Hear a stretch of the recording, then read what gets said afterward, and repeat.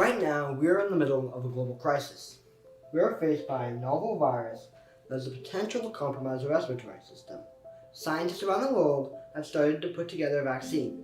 Before we can create a vaccine, you have to understand the immune system in its relation to SARS-CoV-2. For respiratory viruses like SARS-CoV-2, the virus has first been inhaled through the mouth or nose, then traveled down the bronchial tube to the alveolus sacs.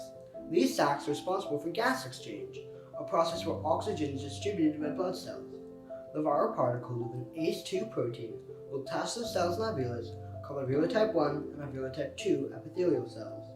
When this happens, the cell begins to reproduce the virus. This causes the immune response.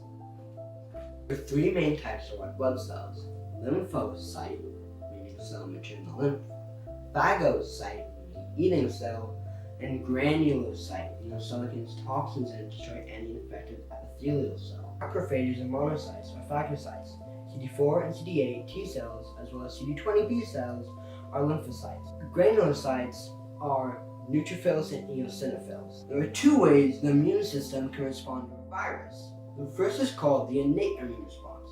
It begins by alveolar macrophages multiplying. The macrophage will engulf the virus and begin professional antigen presentation. The antigen is a part of the virus that triggers the immune response. Professional antigen presentation means the macrophage displays the antigen as a foreign body. The macrophage will inflame the area and release cytokines.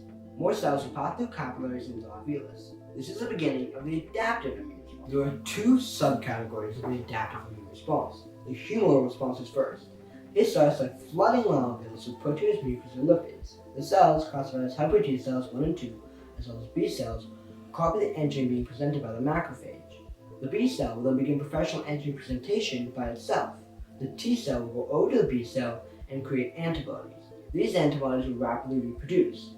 The antibodies can only attach to specific antigen. They will tag the virus and allow NK cells to destroy the virus via apoptosis. In apoptosis, an enzyme is released known as perforin to destroy the viral wall. But this cannot completely fight off the infection, so the cell-mediated immune response begins.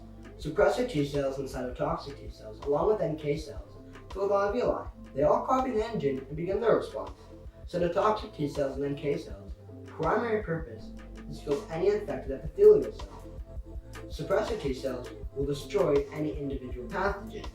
Once the source of reproduction for the virus is eradicated, the virus slowly fades away. When the virus can be no longer detected, regulatory T cells will kill all other T cells, except for memory T cells. They stay around in case of secondary exposure for a quick response. The lipids will be expelled out of the alveoli, and the alveolar cells will regenerate and go back to normal.